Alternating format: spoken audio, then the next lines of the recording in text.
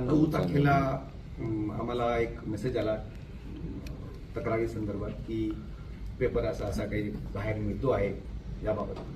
तर यामध्ये आम्ही मिळाल्यानंतर आम्ही तात्काळ टेलिग्रामचा जी काही लिंक होती ती क्लिक करून पाहिली.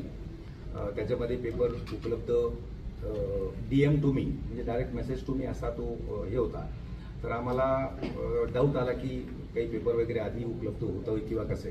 त्यामुळे आम्ही तात्काळ त्या टेलिग्रामच्या लिंकच्या अनुषंगाने सायंकाळी विभागीय मंडळ पुणे यांना आदेशित केले की यावर तात्काळ गुन्हा दाखल करावा. त्याच दिवशी 9 तारखेला रात्री गुन्हा दाखल करण्यात आलेला आहे. 10 तारखेला आम्ही याची थोडी पडताळणी पण केली. पोलिसांनी देखील त्यांच्या स्तरावरून पडताळणी केली. हा साधारणपणे पैसे उकळण्याचा एक थोडासा याच्याकडे आम्हाला ते जाणवलं की असा काही प्रकार तो असावा. कारण 10 तारखेला त्या जो काही त्या ग्रुपवर टेलिग्रामच्या माध्यमातून पेपर उपलब्ध होईल पुढचा असं करून DM टू मी असा विषय होता. सो दॅट तो त्यांना मेसेज करायचा, मग त्यांच्याकडून तो लिंक येते, त्या लिंकवर काही पैसे भरायचे. आमच्या विभागीय मंडळाने आणि पोलिसांनी सुद्धा प्राथमिक एक तपास व्हावा या हिशोबाने त्यांना देऊन पाहिले, पडताळणी करून पाहिली. पैसे सुद्धा त्यांना पाठवले, परंतु अशा कुठल्याही प्रकारचा पेपर 10 तारखेला किंवा 11 तारखेला उपलब्ध झाला नाही. म्हणजे एकंदरीत केवळ पैसे उघडण्याचा तो एक सोर्स असावा असा एक अंदाज पोलिसांनी सुद्धा प्राथमिकदृष्ट्या काढला आणि त्यांच्या दृष्टिकोन त्यांचा तपास अजूनही सुरू आहे. त्या लिंकवर सर पेपर म्हणताय तुम्ही, किती पैसे त्यांना दिले? आमच्या विभागीय मंडळाने पैसे अदा केले. पण किती पैसे? 600 रुपीज 600 रुपये त्या त्यांनी भरले आणि त्यांना मेसेजेस पण केले की पेपर वगैरे द्या पालक म्हणून. आणि कुठल्याही प्रकारचा पेपर आला नाही. 9 तारखेचा सुद्धा पेपर संध्याकाळी 4:30 नंतर आला, म्हणजे पेपर झाल्यावर आला. म्हणजे याच्यावरून पण दिसतंय साधारण की एक पैसे उकळण्याचं काहीतरी ते एक माध्यम असावं, परंतु हे देखील माध्यम नसावं. कारण विनाकारण लोकांची फसवणूक होऊ नये हा पण आमचा उद्देश होता. आणि अशा प्रवृत्तीला आळा बसला पाहिजे म्हणून आम्ही तात्काळ ऍक्शन घेऊन, जसा तो मेसेज प्राप्त झाला आम्हाला तक्रार, त्या तक्रारी अनुषंगाने आम्ही इमिजिएट ऍक्शन घेऊन रात्री जवळपास मला वाटतं 12 वाजेला काहीतरी गुन्हा दाखल केला. गणित 1 आणि 2चा पेपर होता, हे सगळं येत होतं. नाही, 6 तारखेला आय थिंक इट वॉज गणित 1 होता 6 मार्चला, आणि 9 मार्चला गणित भाग 2 होता. तर 9 मार्चचा पण पेपर नंतर आला. तो नंतर तर कोणी पण टाकू शकतं. That's not a big thing. सायन्सचा पण सर नाही फुटला याच्यावर? नाही, पेपर तर अजिबात फुटला नाही असं दिसतंय आता. पण काही प्रतिबंधात्मक कारवाई पण झालीच पाहिजे हा आमचा उद्देश होता. कारण उद्या जाऊन कोणीतरी बाहेरून आम्हाला अजून कोणी सांगू नये की असलं काहीतरी झालं. त्यापेक्षा आम्हीच पुढाकार घेऊन आम्हीच गुन्हा दाखल करू. जो फोटो होता तो फोटो आणि ह्या ओरिजिनल पेपरचा फोटो मॅच झाला होता का? काही प्रश्नाचे उत्तर. 9 तारखेचा पेपर जसा दुपारी कोणी पण अपलोड करू शकतो. सगळ्यात कोण दोषी? कारण त्याच्यावर जो ग्रुप आहे ना, म्हणजे महाराष्ट्र सेट जो बोर्डाचं सेट नाव आहे त्या टेलिग्राम ग्रुपचं, पेपर लीक असं काहीतरी लीक. हा महाराष्ट्र सेट बोर्डाचं पेपर लिकर्स असं नाव टाकले ते. नाही, महाराष्ट्र पेपर लीकर्स असं काहीतरी नाव आहे. हा, तर तो पण बंद व्हावा, विनाकारण कोणी त्या पडू नये. तुमचा ह्याच्यात कुठं तुमचा असा ग्रुप आहे का म्हणजे बोर्ड? नाही, आमचा तो ग्रुप असा विषयच नाही. पेपर लीकर्स हा नावाचा कुठला हेच नाही आमचा. त्याचे मंडळ अंतर्गत काही चौकशी करताय का तुम्ही? म्हणजे पोलिसात तरी गुन्हा दाखल? नाही, पोलिसात आम्ही केला फर्स्ट ऑफ ऑल की हे करतोय, आणि आम्ही आमच्या स्तरावरून पण इन्स्ट्रक्शन दिले की सगळ्यांनी अलर्ट राहावं.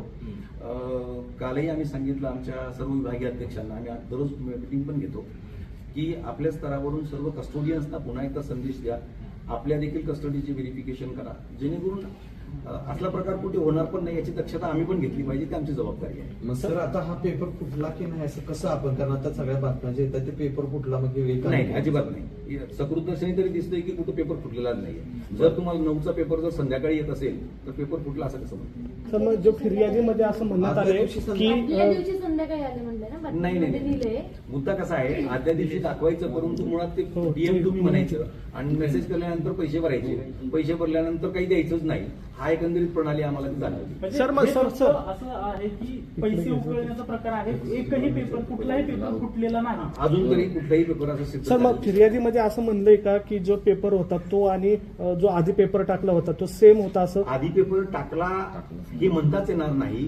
कारण कुठलाही पेपर 9 तारखेचा पेपर सायंकाळी जर टाकला किंवा आदल्या दिवशी टाकायचं म्हटलं, पण लिंक मात्र जर आज दिली तर तो क्लिक केल्यानंतर जर तुम्ही आजचा पेपर संध्याकाळी टाकलेला असेल तो, तर तो आपल्याला जसा तसा मिळेल ना, सेम टू सेम. बरं मग असं म्हणलं जातंय की पेपर व्हायच्या आधी 3 दिवसच पेपर 3 दिवस आधी अपलोड झाला होता त्या नाही नाही नाही, चुकीचं आहे.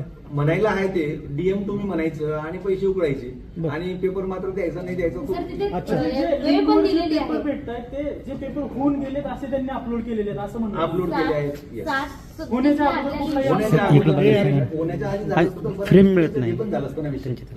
सर मग थोडंसं जरा क्लिअर करा थोडक्यात इकडे बघून की नक्की 5 आणि 6 तारखेला काय झालं होतं पेपरच्या आदल्या दिवशी आणि जी टेलिग्रामवर जो मेसेज गेला होता तो पण काय. टेलिग्रामला 6 तारखेला पेपर आपला जो पेपर होता त्याचा पेपर आदल्या दिवशी मिळेल म्हणजे आदल्या दिवशी 5 तारखेला मिळेल असं, but it was DM to me, okay direct message to me. Direct message to me केल्यानंतर साहजिकच आहे ते बघ हे पाठवणार, स्कॅनर पाठवणार, तुम्ही पैसे भरा. पैसे भरल्यानंतर पुढं काय नथिंग. तर साहजिकच आहे पुढे पैसे भरल्यानंतर काही मिळणार नाही आणि मग नंतर मग काहीतरी तो टाकून देणार आणि म्हणला आम्हाला पेपर मिळाला. सर तो महाराष्ट्र मिळालाच नाही. बरं आतापर्यंत पेपर सुरू आहेत, कॉपीचे किती प्रकार उघडकीस आलेले आहेत आणि तुमच्या शिक्षण मंडळाने किती शिक्षकांवर कारवाई थांब ना. हे 10th ला 33 आणि 12वीला 200, टोटल 200 म्हणजे जवळजवळ जास्तीत जास्त प्रकरण आपल्याला 12वीला मिळाली होती. 12वीला एकूण किती प्रकरण आहेत मराठीला 237, 12वीला मराठी पेपरला नाही नाही टोटल आतापर्यंत टोटल आणि 10वीला 49 आजपर्यंत. तर 81 शिक्षक तुम्ही निलंबित हा केले. याच्यामध्ये आम्ही पण थोडा एक प्रयत्नपूर्वक जाणीवपूर्वक प्रयत्न केला की मास कॉपीच्या अंतर्गत जे जे घटक इन्व्हॉल्ड आहे, ज्यांचं संगनमत आहे, त्या सर्वांवर गंभीर स्वरूपाची कारवाई झाली पाहिजे. गुन्हे पण आम्ही दाखल केले आणि त्यासोबत त्यांची निलंबन देखील जवळजवळ 81 शिक्षक आणि शिक्षकेतर कर्मचाऱ्यांचं निलंबन याद्वारे आतापर्यंत झालेलं आहे. बरं जे 81 शिक्षकांना निलंबित केले त्यात महिला शिक्षक किती आहेत आणि पुरुष शिक्षक किती ते नाही सांगता येणार. तो घटक आम्ही फार विचार करत नाही, महिला आणि पुरुष. बरं शिक्षक 81 निलंबित झाले.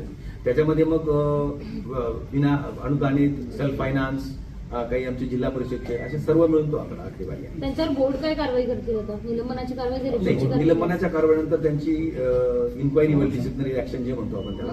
त्या DE प्रकरणांमध्ये त्यांच्याकडे आम्ही देखील आमच्या स्तरावर निर्णय घेतला आहे की आमचे शिक्षणाधिकारी स्तरावर त्याची पूर्ण इन्क्वायरी व्हावी आणि तो इन्क्वायरी रिपोर्ट संबंधित संस्थाचालकांच्या DE कमिटी समोर देखील ठेवावा, जेणेकरून जी काही कारवाई झाली पाहिजे ती कठोर झाली पाहिजे या हिशोबाने आम्ही देखील आमचा इन्क्वायरी रिपोर्ट देणार आहोत.